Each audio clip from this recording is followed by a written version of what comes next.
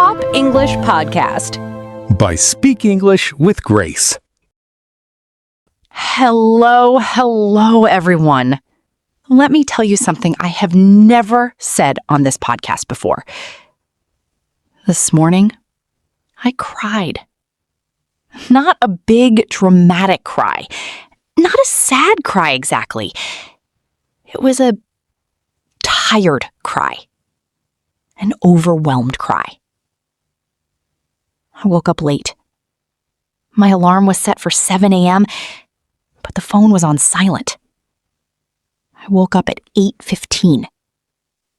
Everything was already behind. I ran to the kitchen. I put bread in the toaster. I went to find a clean shirt. And then, the smell. Smoke. The toast was black. Charcoal. I sighed. Deeply. I put new bread in. I made coffee to calm my nerves. And as I lifted the cup, my hand was shaking just a little from the rush, from the stress. My coffee tipped. White shirt. My favorite white shirt. Brown coffee. Everywhere. I stood there in my kitchen. Toast burning. Shirt ruined. Alarm already late. And the voice in my head said, "Mona, you're such a disaster. Why can't you just have one normal morning? One single normal morning.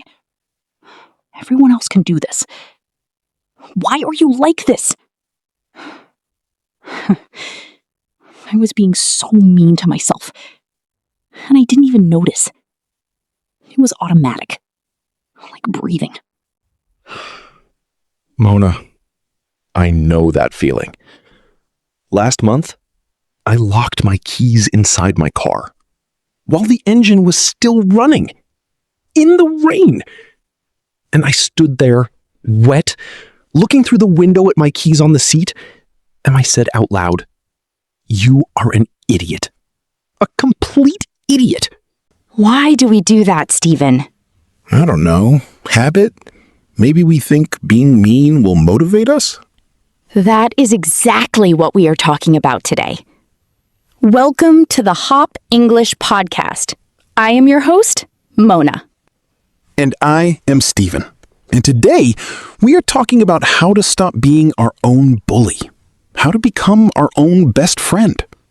Self-compassion, self-love, and something very powerful called radical acceptance.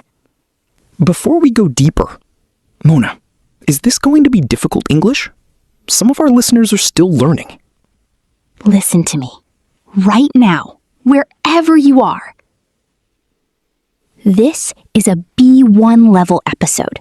That means intermediate. If you have been studying English for 1 year, 2 years, even 6 months, but you practice every day, you are in the right place. We will speak slowly. We will repeat important ideas. We will use short sentences. And if you don't understand every word, that is okay. That is perfectly okay. Just relax. Let the English wash over you like music.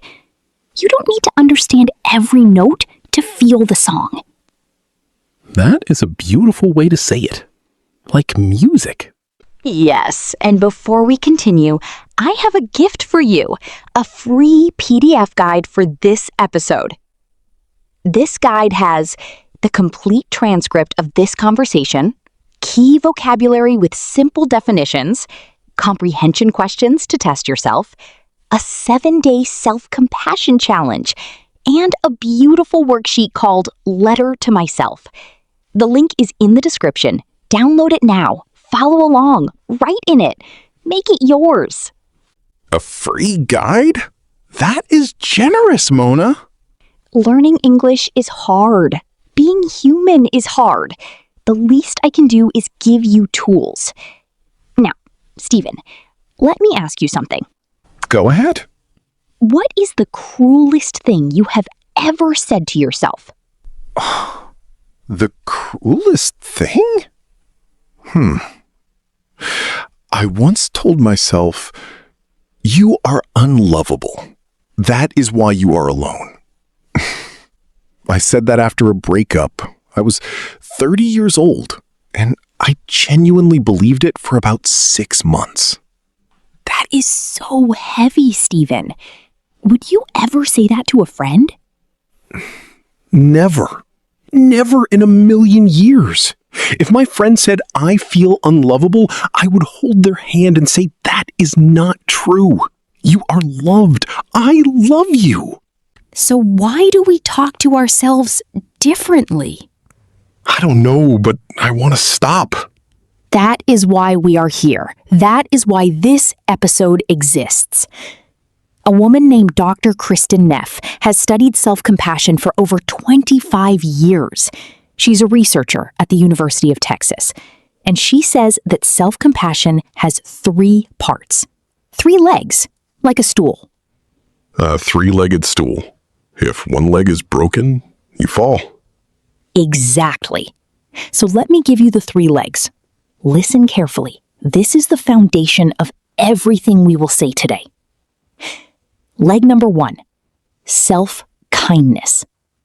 Self-kindness means treating yourself with warmth instead of cold judgment. When you fail, the cruel voice says, "You are an idiot. You always mess up." But the kind voice says, "This is really hard right now. It makes sense that you feel disappointed. What do you need in this moment?" Self-kindness is not pretending everything is fine. It is not toxic positivity. It is not saying everything is wonderful when it is not. Self-kindness is saying, "I am hurting, and I am allowed to hurt, and I will not hurt myself more by adding shame." So kindness is permission? Yes, permission to be human, permission to be imperfect. Leg number 2, common humanity. When we fail, when we make a mistake, our brain tells us a lie. The lie is, "You are alone. Nobody else feels this way.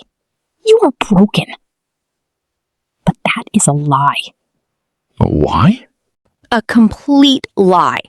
Common humanity means remembering that everyone suffers, everyone makes mistakes, everyone feels not good enough sometimes.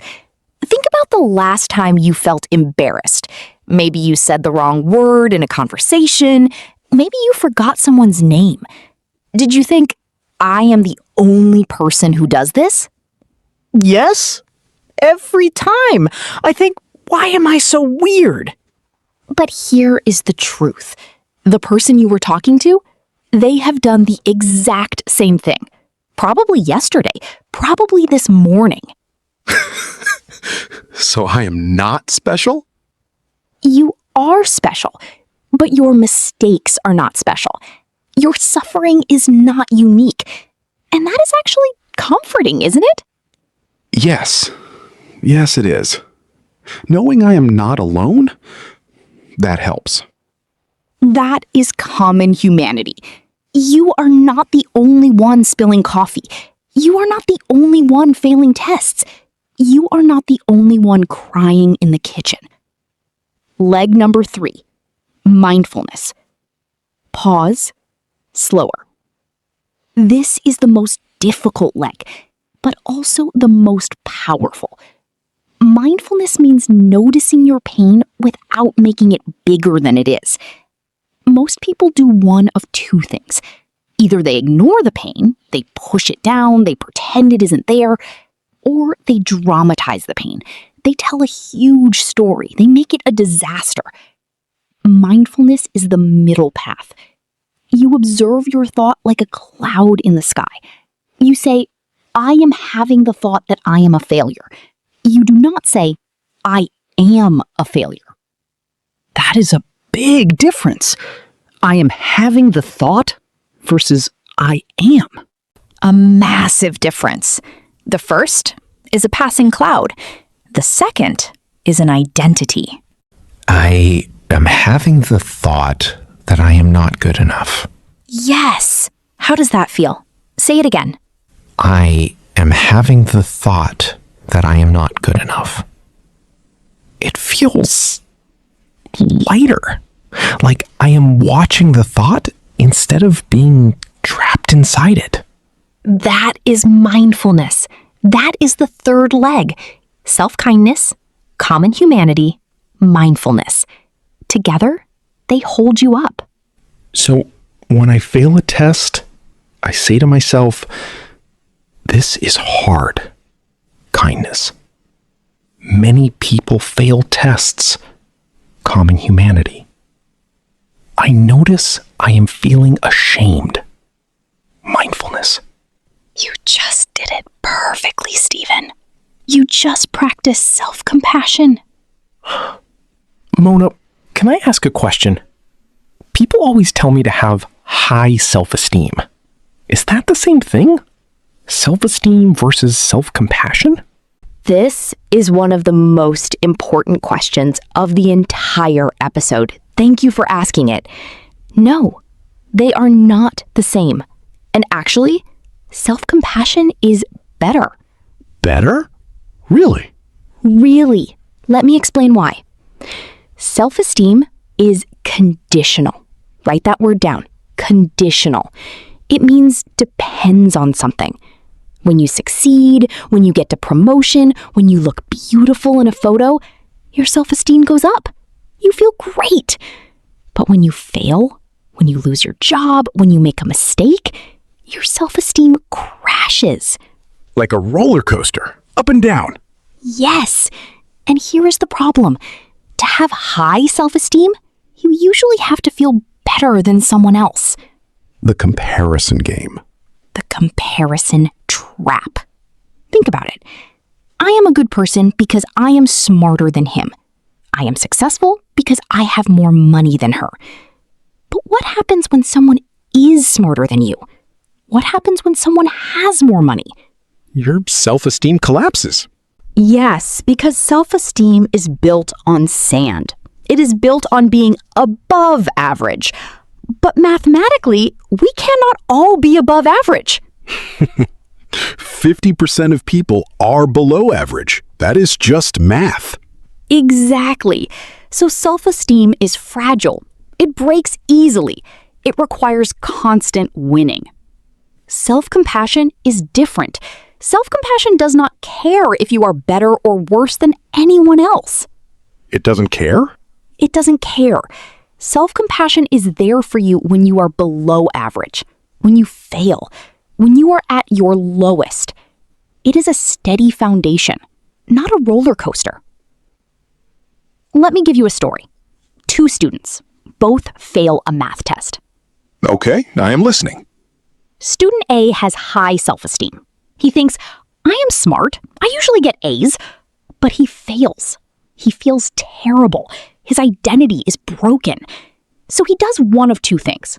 Either he quits, or he cheats on the next test to protect his ego. Cheating? Really? Research shows that people with fragile self-esteem are more likely to cheat because losing feels like death. Now, student B, she has self-compassion. She fails the test. She feels sad. She feels disappointed. But she says to herself, this hurts. Many people fail this test. I am not alone. What can I learn from this? She doesn't collapse. She doesn't collapse. She feels the pain, but she does not add shame. And because she is not afraid of failure, she tries again. She studies differently. She asks for help. So self-compassion actually helps you succeed more? Yes, resilience. That is the word. Self-compassion gives you resilience, the ability to bounce back. I have been chasing self-esteem my whole life. I wanted to feel special, above average. But maybe I just want to feel steady. Steady is better than special. Steady lasts. Now, let's talk about something that sounds extreme. Something that might scare you a little. Oh no, what is it? Radical acceptance. Radical? Like skateboarding? Like extreme sports? In this case, radical comes from the Latin word radix. It means root, like a radish. A radish grows from a root. Radical acceptance means accepting reality at the root level, completely, totally, without fighting. But does that mean I have to like bad things? If my car breaks down, do I have to say, I love this? No, 1,000 times no. Acceptance is not approval.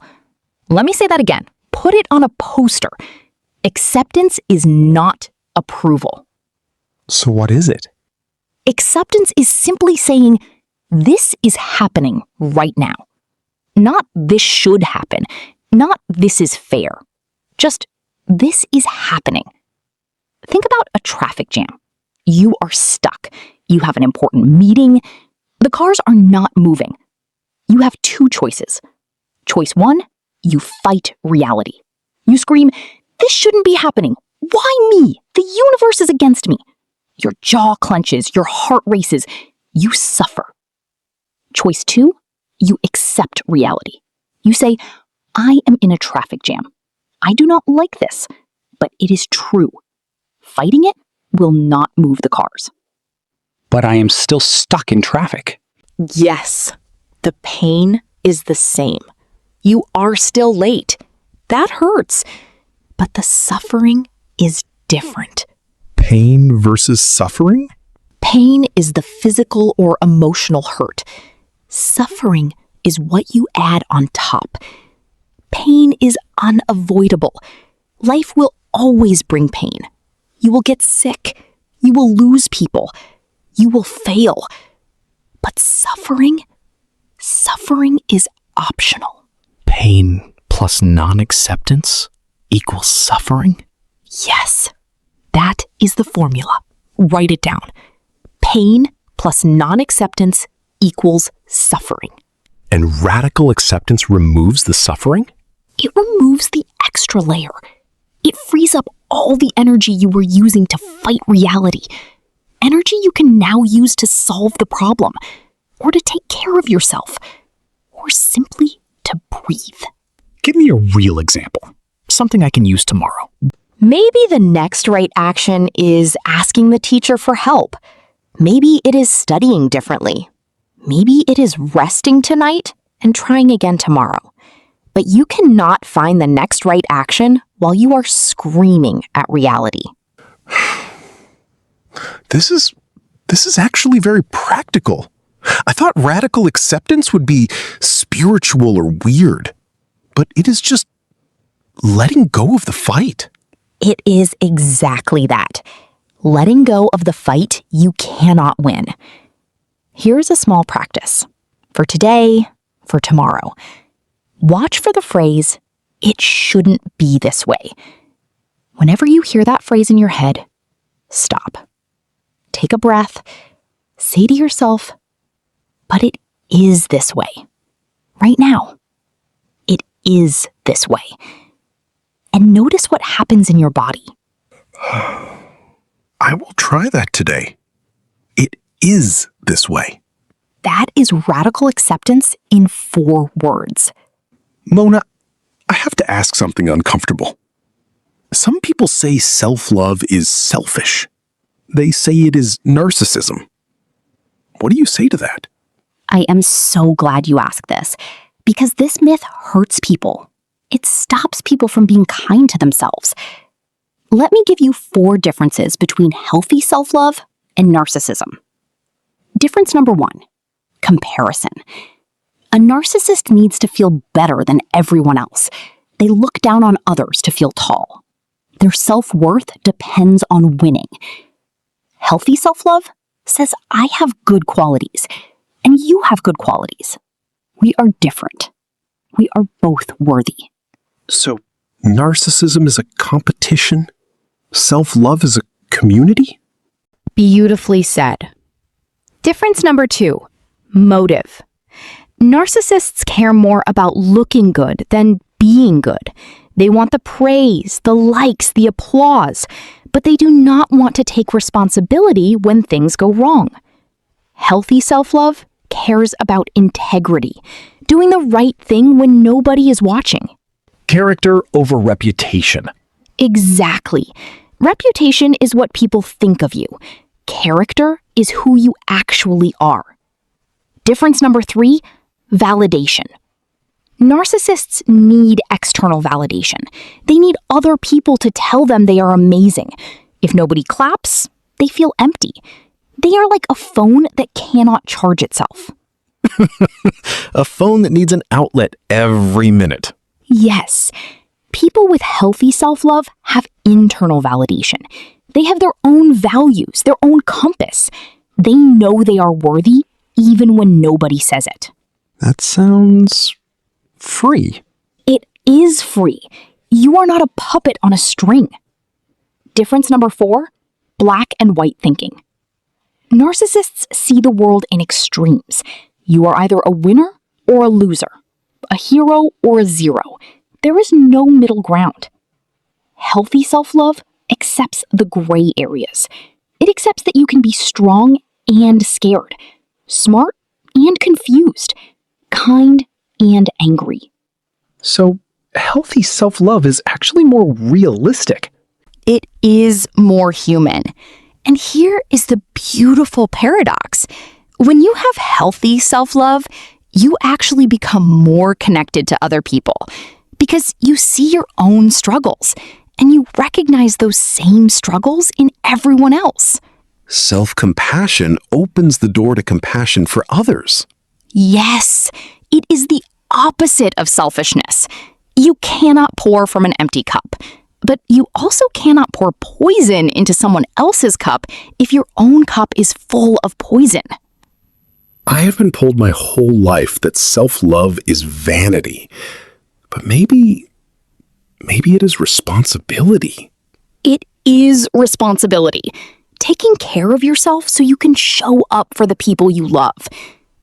We have talked about a lot of ideas, beautiful ideas, but ideas without action are just dreams. Let me give you 2 exercises, 2 things you can do today. Yes, give me tools. I love tools. Exercise 1, the forgiveness balloon. A balloon? Yes, go to a store, buy a pack of balloons, any color, preferably something bright. Now, think of a mistake you made, a mistake you still feel guilty about. Maybe you said something cruel to a friend. Maybe you wasted money. Maybe you hurt someone's feelings. Write that mistake on a small piece of paper. 1 sentence. For example, I yelled at my sister last Tuesday. Perfect. Now, take the paper, fold it, put it inside the balloon. Blow up the balloon, tie it. Okay, I have a balloon with my mistake inside. Hold the balloon in your hands. Look at it. Say these words out loud. I forgive myself for this mistake. I was doing the best I could. I am human. I am learning. And then, pop the balloon. The sound, the physical action, it helps your brain release the guilt. It is not magic, but it is a ritual, and rituals change us. I love that. What is the second exercise? Exercise 2, the Positive You Journal. Buy a small notebook. Nothing fancy. A 50-cent notebook is fine. Every night, before you sleep, write down 3 things you did that show a positive quality. Give me examples. If you wash the dishes, you are responsible. If you called your mother, you are caring. If you studied English for 10 minutes, you are disciplined. Even 10 minutes? Especially 10 minutes. Consistency is more important than intensity. Tonight I will write, I made tea for my partner. I am thoughtful. Yes, you are already doing it. After 30 days of this journal, you will have 90 pieces of evidence that you are a good person. 90 reasons to be kind to yourself. That is beautiful, Mona. I am going to start tonight. Mona, is all of this just positive thinking? Or does it actually change something in our bodies? Stephen, this is the most exciting part. This is the science. When you are mean to yourself, when you call yourself stupid or ugly or a failure, your brain's threat center activates. That threat center is called the amygdala. The amygdala? Yes, the amygdala releases a hormone called cortisol. Cortisol is the stress hormone. Stress hormone? Cortisol increases your heart rate. It tenses your muscles. It prepares your body for danger, for fight or flight. So when I say I am an idiot, my body thinks a tiger is chasing me? Yes, your body does not know the difference between a tiger and a cruel thought. It just knows danger. That is exhausting. It is exhausting. You are living in a constant state of low-grade fight or flight. No wonder you are tired. But here is the beautiful part. When you practice self-compassion, when you put your hand on your heart and say, "This is hard. I am here for me," your brain releases a different hormone, oxytocin.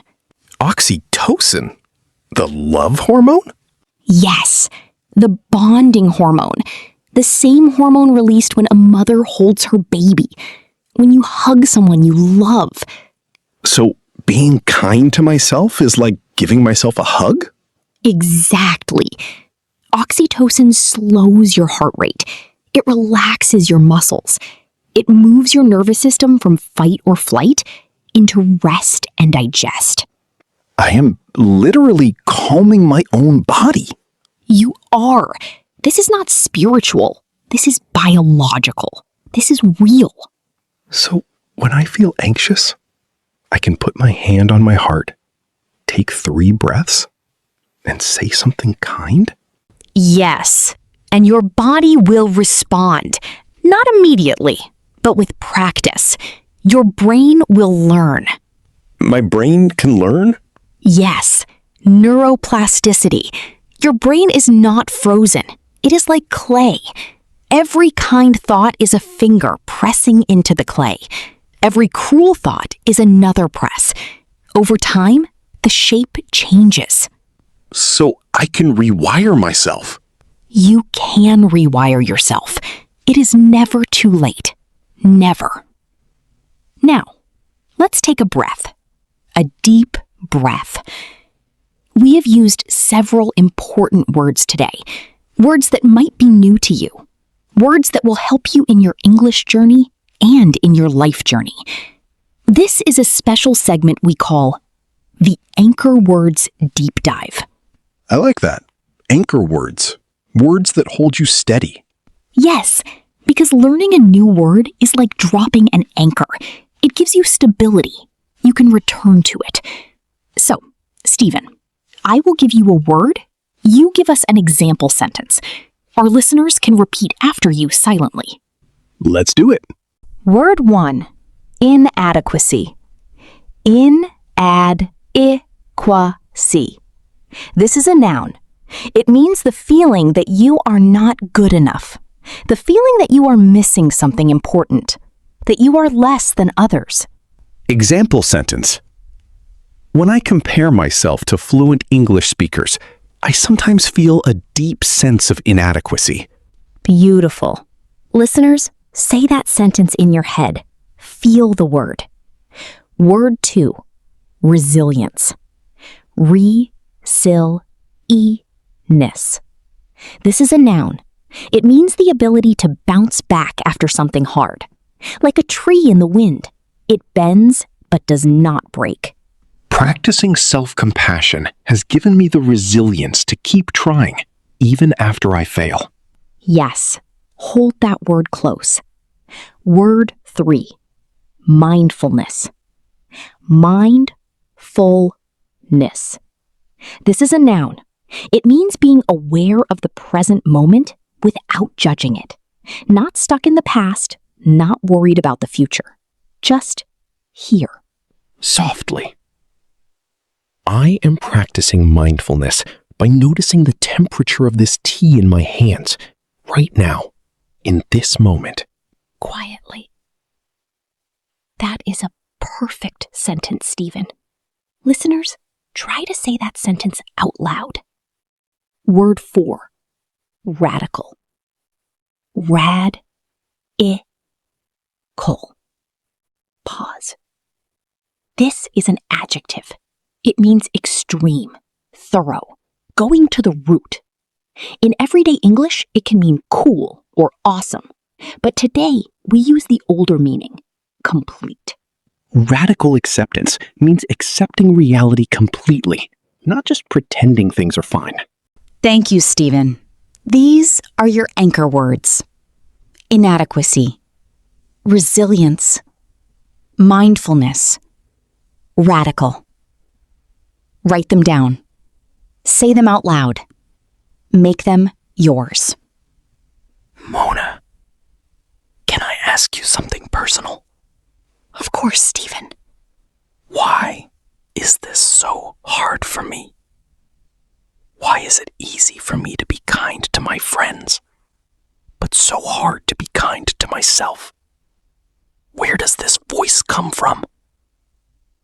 The voice comes from the past, Stephen. I was afraid you would say that. It is not about blame. It is about understanding.